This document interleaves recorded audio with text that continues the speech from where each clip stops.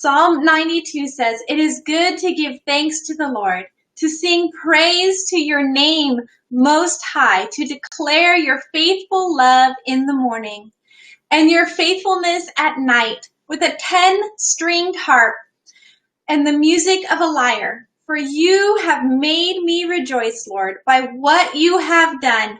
I will shout for joy because of the works of your hands. How magnificent are your works, Lord. How profound are your thoughts. A stupid person does not know. A fool does not understand this. Though the wicked sprout like grass, and all evildoers flourish, they will be eternally destroyed.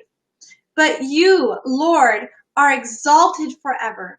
For indeed, Lord, your enemies will perish. All evildoers will be scattered.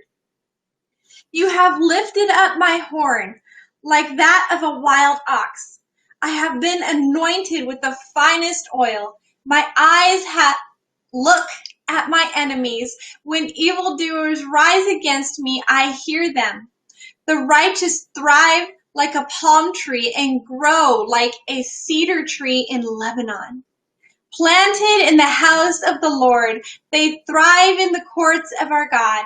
They will still bear fruit in old age, healthy and green, to declare, the Lord is just. He is my rock, and there is no unrighteousness in him.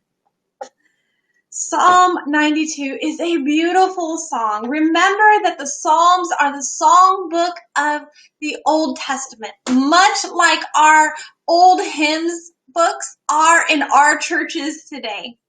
Noted before this psalm, it says, a song for the Sabbath day. It was to be sung on the Sabbath. This was the intention of this psalm. It opens with, it is good to give thanks to the Lord. The Sabbath is something to be celebrated, not just a legalistic check-off list. Unfortunately, we know that by the time Jesus comes, it has become just that. And unfortunately, even today, it can be just that. But God has never been after us completing a checkoff list. He has always been after our hearts. When we come to the house of God, it should be in celebration, not out of duty and legalism. David says in Psalm 122, and I know we're not there yet, but we will. I love this verse in verse 1. I was glad when they said to me, let us go to the house of the Lord. And over in Psalm 84, verse 10, it says, for a day in your courts is better than 1,000 elsewhere. I love to be in God's house, and this should be a place of celebration for us, not something that we dread doing.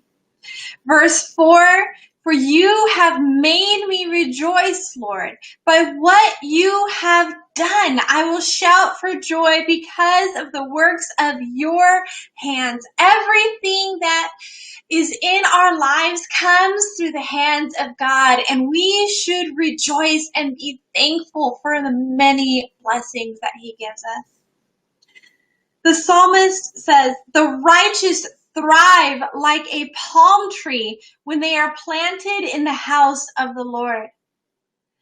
They thrive in the courts of God. They bear fruit. They are green and healthy. They declare the Lord is just. He is my rock in verse 15.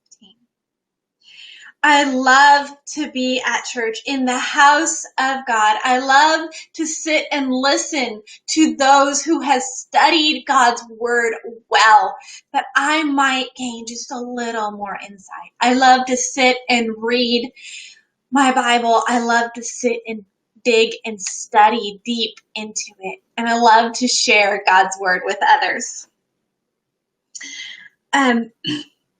being here in God's word and knowing who he is, walking our life in faith, we bear fruit. We tell the world of who our God is. This is our testimony before the world. What is your life telling the world around you? This is a question that I asked myself in reflection as I read and studied this psalm. What is my life telling the world of who my God is? If I am the only that some people open, what is my life telling them of who my God is? These declare, the Lord is just. He is my rock.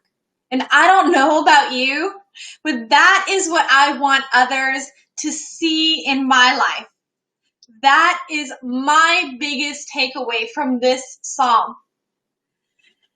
What is yours? Drop your takeaway in the comments and ask yourself this question.